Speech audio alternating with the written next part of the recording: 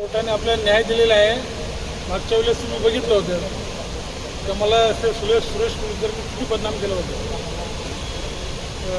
3 सुट्ट्या होत्या 2-3 आणि सुट्ट्यामध्ये त्यांनी काही खाली स्टे घेतली होती काय नगरपालिकेत जायचं नाही, हजर होईपर्यंत कोर्टात अशी स्टे होती. आणि त्यांनी काय केलं मीडियासमोर नगर शोकपत रद्द झाला. एवढी बदनामी मिळाली हिशोबाच्या बाहेर. अक्षरशः 1000-2000 लोकांचे फोन मला अटेंड करावं लागले. बाबा काही झालं नाही, आम्ही कोर्टात गेलो नाही, कोर्टात गेला आमची बाजू मांडणार आम्ही. तर प्रथम त्याचा मुलगा सुरेश कुलकर्णी याचा महेश कुलकर्णी हायकोर्टामध्ये गेला होता विरोधात. तिथून त्याला फटकारला. लगेच त्यांनी बेलापूरच्या कोर्टामध्ये केस टाकली माझ्यावर. केस म्हणजे दुसऱ्याला पुढं करून हा मेन तो सूत्रधार सुरेश कुलकर्णीच आहे. केस टाकल्यानंतर न्यायालयाने सांगितलं तुझ्याकडे पुरावे दाखवा. आम्ही आमचे पुरावे सादर केले.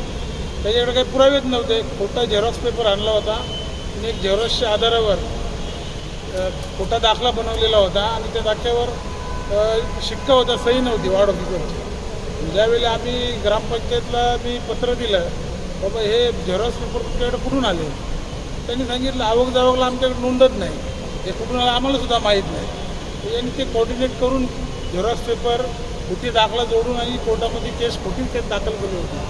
आज कोर्टाला आम्ही सर्व पुरावे सादर केले आणि कोर्टाने आमचा निर्णय ऐकला आणि निर्णय घेतला. त्यांचा अर्ज त्यांनी पेटाळला आणि आम्हाला न्याय दिला कोर्टाने.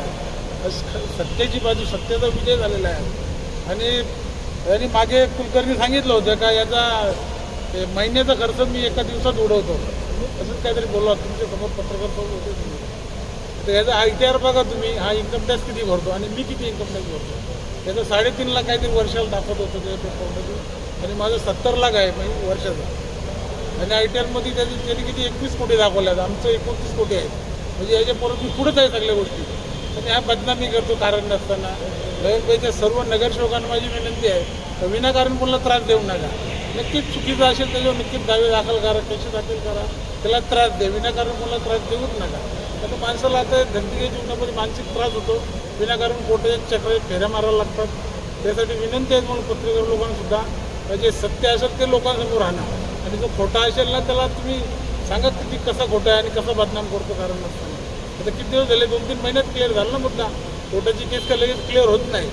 त्याच्याकडे काही एव्हिडन्स नव्हतं, काही खोटी केस दाखल केली, झेरॉक्स पेपरवर लढत होता. मुद्दे काहीच नव्हते, खाली बदनाम, नगर शोकपत्र रद्द केला. अरे असं कुठं आम्ही अपक्ष नगरसेवक निवडून आलेलं आहे.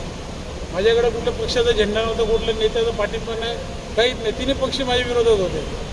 जे मोठमोठे जे पक्ष आहेत तिन्ही पक्षाचे पॅनल माझ्या विरोधात. मी एकटा अपक्ष होतो. माझ्या हिमतीवर, माझ्या मेहनतीवर मी लोकांची जी कामं केली त्या कामाच्या कर्तृत्वावर लोकांनी मला मतदान केलं, निवडून आणलं. आणि ह्या लोकांनी एवढं जल नसावं पाहिजे होतं. मी सेनेचं काम केलं, 15 वर्ष शिवसेनेचं काम केलं होतं. मला तिकीट न दिल्यामुळे मी अपक्ष लढलो. आणि हेच लोक माझ्यावर देशी खोटे दाखल करतात, चुकीचं आहे. बालासाहेबांनी शिकवून दिलेलं नाही शिवसैनिकाला, ते चुकीचा फंडा घेतला आहे. आणि सुरेश कुलकर्णी असं करायला नाही पाहिजे. जाणीवपूर्वक त्रास दिला. हा जाणीवपूर्वक त्रास दिला. त्याच्याकडे काय आवडत नाही, काहीच नाही. मुलाला हरवला, त्याच्या 1750 मतांनी हरवला, मी विजयी झालो. त्यामुळे राग मनात धरून नको ते उपद्रव करत होता. काय प्रकरण होतं कोर्टामध्ये नेमकी? 3 अपत्याचं प्रकरण होतं. काय 3रं अपत्य चुकीचं आहे म्हणून माझं तारखेच्या माझ्या हात होतं. 3रं अपत्य कोर्टाने मंजूर केलं. माझ्याकडे पेपर होतं आणि सर्व म्हणजे रितसर होतं. 2 वेळेला आम्ही सरपंच 2 टर्म आणि आता नगरसेवक आहे मी, अपक्ष दोघांनी. आणि असं कोण जर चुकीचं असेल तर कोण निवडणूक लढू शकत नाही आणि पुढे जाऊन त्रास होणार असेल. या संदर्भात